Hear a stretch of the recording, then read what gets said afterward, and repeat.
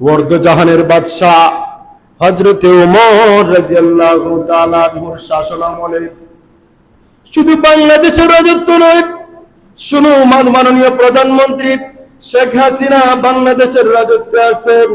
শুধু একার রাজত্ব নয়, ইন্ডিয়ার রাজত্ব, আমেরিকার রাজত্ব, চীনের রাজত্ব, ফ্রান্সের রাজত্ব, জাপানের রাজত্ব, এইভাবে হযরত ওমর রাদিয়াল্লাহু তাআলা আনহু ওয়ার্দ জাহান শাসন করেছেন। কোনদিন মনে একটু হিংসা আনেন নাই, কোন অহংকার আনেন নাই। এমনকি উনি কিতাবের মধ্যে আছে ওয়ার্দ জাহানের শাসক হইয়া উনি যেই গায়ের মধ্যে জামা পরতেন, ওই জামাটা থাকতো ছিঁড়া পাড়া, ওই জামাটা থাকতো টুটা ফাটা। ওই জামাগুলা যখন ছিঁড়িয়া যায় উনি ওই জামাটাকে আবার সেলাই দিয়া কিনতেন। কিতাবের মধ্যে আছে জামা ছিঁড়তে ছিঁড়তে এমন অবস্থা হয়ে গেছে হযরতে ওমর রাদিয়াল্লাহু তাআলা আনহু নামাজের মধ্যে বস্তার একটা কাট লাগাইয়া নামাজের মধ্যে চলে আসছেন। সুবহানাল্লাহ। আর একটু জোরে বলেন না সুবহানাল্লাহ। আল্লাহ পাক জিবরাইল আমিনকে অর্ডার করলেন, যাও আমার উমরকে জানায় দাও, আমার নবীকে জানায় দাও, আমার উমরের এত সম্পত্তি টাকা সত্ত্বেও সব কিছু আল্লাহর রাস্তায় দান করতে করতে এমন গরিব হয়ে গেছে তার কোন জমা নাই। তাড়াতাড়ি আমার পক্ষ থেকে, আসমানবাসীর পক্ষ থেকে, ফেরেশতাদের পক্ষ থেকে, জিবরাইলের পক্ষ থেকে, আল্লাহর রাসূলের পক্ষ থেকে আমার উমরকে সালাম জানায় দাও। সুবহানাল্লাহ। আজকে কি আমরা দান করতে করতে ফকির হয়ে গেছি? আজকে কি আমরা মসজিদে দান করতে করতে গরিব হয়ে গেছি? আজকে কি আমরা আমাদের সম্পত্তিকে দান করতে করতে, কারো সম্পত্তি যদি তাকে 4 ভাগ 1 ভাগ কি মসজিদে দিয়েছি, কিছু একটা মসজিদে দান করতে চাইলে শয়তানে আমাদের মনে বাধা দেয়। আল্লাহ পাক যাতে আমাদেরকে ওই রকম শয়তানের ওয়াসওয়াসা থেকে হেফাজত করেন, সবাই বলেন আমিন। ওয়ার্দ জাহানের বাদশা হযরত ওমর রাদিয়াল্লাহু তাআলা আনহু উনি একবার রাজ্যের মানুষের খোঁজ খবর নেওয়ার জন্য বাহির হইলেন। বাহির হইয়া একজন বৃদ্ধা মহিলার সাথে সাক্ষাৎ হয়ে গেল। ওই বৃদ্ধা মহিলাকে হযরত ওমর জিজ্ঞাসা করেন, মা তুমি কি এই রাজ্যের বাদশা উমরকে চিনো নাকি? ওই মহিলা বলে, কে আবার উমর? উমরকে আমার চিনার কোনো প্রয়োজন নাই। আল্লাহ কিসের জন্য উমরকে রাজা বানাইছে? আল্লাহ কিসের জন্য উমরকে বাদশা বানাইছে? আমি যে না খাইয়া আছি, উমর তো আমার মুখে খাওয়ান দিতে পারে না। উমর রাদিয়াল্লাহু তাআলা আনহু আবার জিজ্ঞাসা করলেন, মা তোমার ঘরে যে খাওয়ান নাই সেই ব্যাপারে তো উমর কিছু জানে না। তুমি তো যাইয়া উমরের কাছে আবদার করতে পারতে, তুমি তো যাইয়া ফরিয়াদ করতে পারতে। বলে, না না, আমি উমরের কাছে ফরিয়াদ করব না। আমি ফরিয়াদ করব উমরের মালিক, আমার মালিক, আপনার মালিক, আমাদের মালিক, সবার মালিক আল্লাহর কাছে জানায় দিব, আল্লাহ আপনি যে উমরকে রাজপ্রাসাদের সিংহাসন দান করলেন সে তো আমার খাবার দেয় না। উমর রাদিয়াল্লাহু তাআলা আনহুর মনে টেনশন, ভিতরে কম্পন সৃষ্টি হয়ে গেছে। আমি রাজা অবস্থায় একজন বৃদ্ধ, আমার কি ধারণা? হযরত উমর রাদিয়াল্লাহু তাআলা আনহু দৌড়াইয়া রাজপ্রাসাদে গেলেন। যাইয়া উৎপত্তি করিয়া উনার জন্য গম এবং খাবারগুলো আনলেন। আনিয়া ওই মহিলাকে রান্না করিয়া গুস্ত এবং রুটি পাকাইয়া ওই মহিলার মুখে তুলিয়া তুলিয়া খাবার পৌঁছাইতেছেন। সুবহানাল্লাহ। আরো জোরে বলেন না সুবহানাল্লাহ। আমার সম্মানিত মুসল্লিগণ, বর্তমান মেম্বার, চেয়ারম্যান, এমপি, মন্ত্রী, প্রধানমন্ত্রী বলেন, ওই রকম কারো কি কোনদিন খেদমত যাইয়া করছি না? কোনদিন এইরকম কোন খেদমত তারা করে নাই, তাদের কাছ থেকে শিক্ষা গ্রহণ করার প্রয়োজন আসেনি বলেন তো?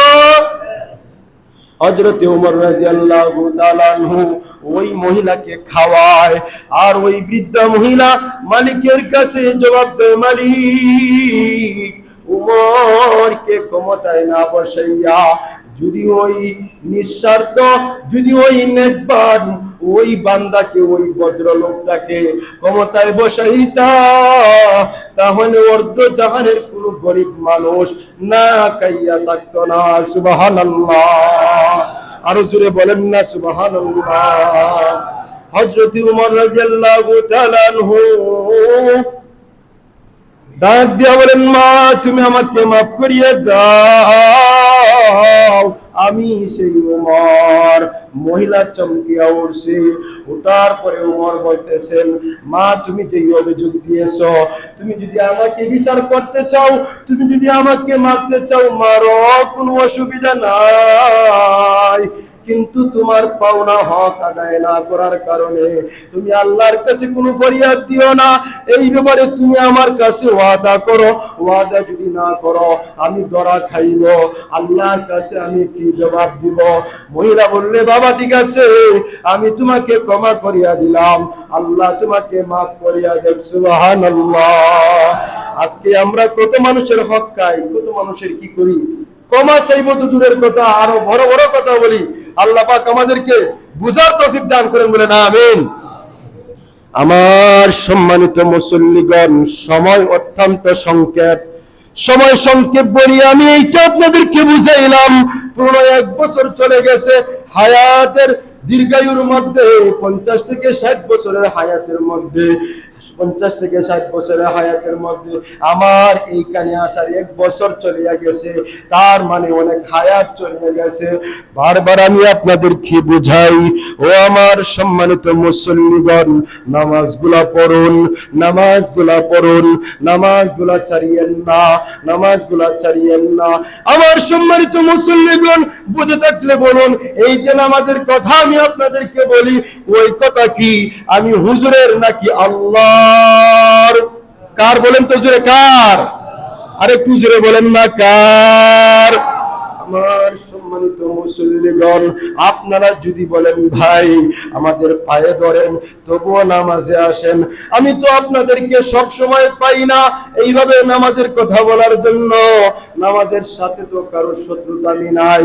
নামাজ যদি আমরা পড়ি, নামাজের কারণে আল্লাহ পাক আমাদেরকে মুক্ত করিয়া দিবেন। নামাজ যদি আমরা না পড়ি, আল্লাহ পাক আমাদেরকে জাহান্নামের আগুনে জ্বলাইবেন। একদিন কিয়ামতের ময়দানে আপনি বলবেন, হুজুর আপনি তো রামগঞ্জের মসজিদে ছিলেন, আমাদেরকে যদি ফিটাইয়া, আমাদেরকে যদি মারিয়া মসজিদে আনতেন, তবুও দুধ যাইতো না। এই যে দেখো আমাদের জন্য জাহান্নামের আগুন অপেক্ষা করতেছে। এই যে নামাজ না পড়ার কারণে আল্লাহ পাকের আযাবের মধ্যে পড়িয়া যাইবে। কবরের মধ্যে যাওয়ার পরে আল্লাহ পাক আমাদেরকে প্রশ্ন করবেন, মার রব্বুকা ওয়া মা দীনুকা ওয়া মান নাবিয়ুকা, বলো তোমার প্রভু কে, বলো তোমার ধর্ম কি ছিল, বলো তোমার নবী সম্পর্কে তুমি কি জানো। আমার সম্মানিত মুসল্লিগণ, যারা জীবনে একদিনও নামাজ পড়েন নাই, যারা ঈদের নামাজও পড়তে চায় না, তাদেরকেও যদি জিজ্ঞাসা করেন ভাই বলেন তো আল্লাহ কে, সে জবাব দিব আমাদের মালিক। বলে তো তোমাদের বিধান কি, সে জবাব দিব আমাদের কোরআন শরীফ। কিন্তু একদিনও আসিয়া ওই কোরআনকে সাইয়া দেখে না, একদিনও আসিয়া নামাজের মধ্যে পড়তে চায় না। যদি জিজ্ঞাসা করেন ভাই বলেন তো আমাদের নবীর নাম কি, সবাই একসঙ্গে একসুরে জবাব দিবে আমাদের নবীর নাম, সবাই একটু বলেন না, হযরত মুহাম্মদ মুস্তাফা সাল্লাল্লাহু আলাইহি ওয়াসাল্লাম। কিন্তু কবরে এই পরিচয় চলবে না, কবরে এই পরিচয় থাকবে না। যারা নামাজ পড়েছে, যারা হুজুরের কথাগুলা মানিয়া মসজিদে আসিয়া নামাজ পড়েছে, যারা কমপক্ষে 5 ওয়াক্ত নামাজ পড়েছে, তারা একমাত্র জবাব দিবে রব্বি আল্লাহ। তারা একমাত্র জবাব দিবে আমার কুরআন, আমার বাণী আমি ওইগুলা মানিয়া চলেছি। তারা একমাত্র জবাব দিবে আমার নবী হযরত মুহাম্মদ মুস্তাফা সাল্লাল্লাহু আলাইহি ওয়াসাল্লাম আসমান থেকে ডাক আসবে, ও আমার ফেরেশতারা, আমার ওই বান্দাকে আর প্রশ্ন করার প্রয়োজন নাই। সে আমাকে চিনার জন্য রাত দিন করেছে, ফজরের পরে ঘুমায় নাই, কুরআন তেলাওয়াত করেছে, নামাজ পড়েছে, আজান শুনিয়া ঘরে বসিয়া থাকে নাই। তাড়াতাড়ি তাকে জান্নাত থেকে একটা বিছানা নিয়ে বিছায়া দাও, জান্নাতের একটা ফুলসজ্জা তার কবরের মধ্যে সাজায়া দাও, জান্নাতের সঙ্গে একটা কালেকশন করিয়া দাও। আর আমার মুসল্লিগণ, আমার যুবক ভাইরা, যারা নামাজ পড়েন না, যারা মিথ্যা কথা বলেন, যারা হাজারবার বলিয়া নামাজে আসেন না, এই যে মুয়াজ্জিন সাহেব বলেন আল্লাহু আকবার, আল্লাহু আকবার, আল্লাহু আকবার, অর্থ কি বলেন তো? আল্লাহ সবচেয়ে বড়। এই অর্থটার কারণে আল্লাহ পাক অনেককে ক্ষমা করে দিবেন। কি বলেন তো? আল্লাহ সবচেয়ে বড়। সবাই একটু বলেন না আল্লাহ, আবার বলেন না আল্লাহ। আল্লাহর চাইতে বড় কোনো কিছু আছে এই জমিনে? আকাশে, পাতালে, সবকিছুর মালিক একমাত্র কে বলেন তো? আমার সম্মানিত মুসল্লিগণ, আজকে প্রায় 1 বছর হয়ে গেছে। আমি আপনাদের কি বুঝাই, কি বলি আমি আপনাদেরকে বুঝাইলে আপনারা নামাজে আসবেন?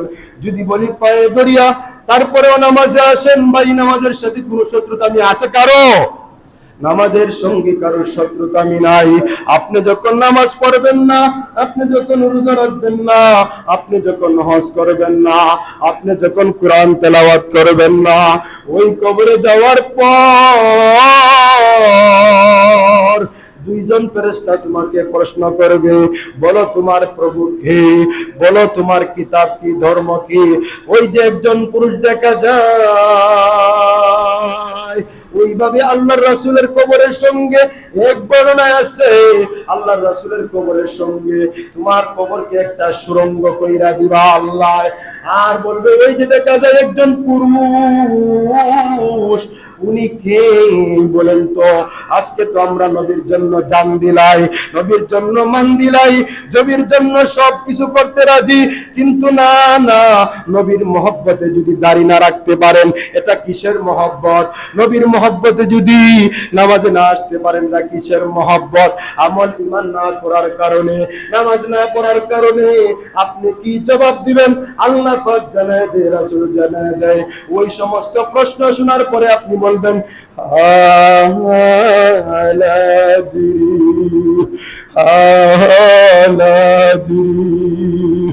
আল্লাহ আমি কিচ্ছু জানি না, মাওলা আমি কিছু জানি না,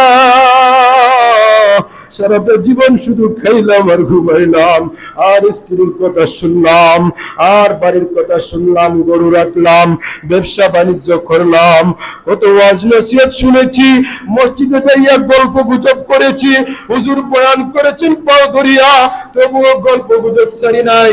2 জনে বসিয়া মসজিদের মধ্যে ঠাট্টা বিদ্রুপ করেছি, একদিকে ওয়াজ শুনেছে, আরেকটার বাইরে হয়ে গেছে, আজকে কিছুই বলতে পারি না।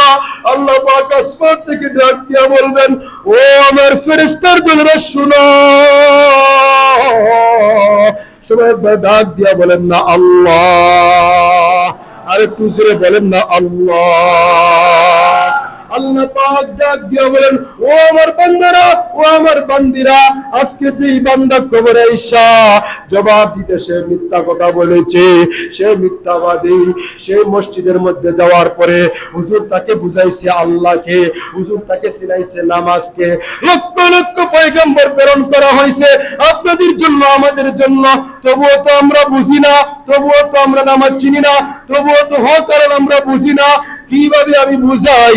তবুও আল্লাহ পাক বললেন সে নামাজে আসে নাই, সে মিথ্যাবাদী, সে নামাজে আসে নাই। তাড়াতাড়ি জাহান্নামের আগুন থেকে একটা বিছানা নিয়া তার কবরের নিচে ঢুকায়া দাও, আর একটা তলপাত নিয়ে আনিয়া তার কবরের উপরে জ্বালায়া দাও, আর জাহান্নামের সাথে তার কবরে একটা সংযুক্ত করিয়া দাও, আর জাহান্নামের মধ্যে পড়িয়া কাঁদবে, জাহান্নামের মধ্যে পড়িয়া কাঁদবে।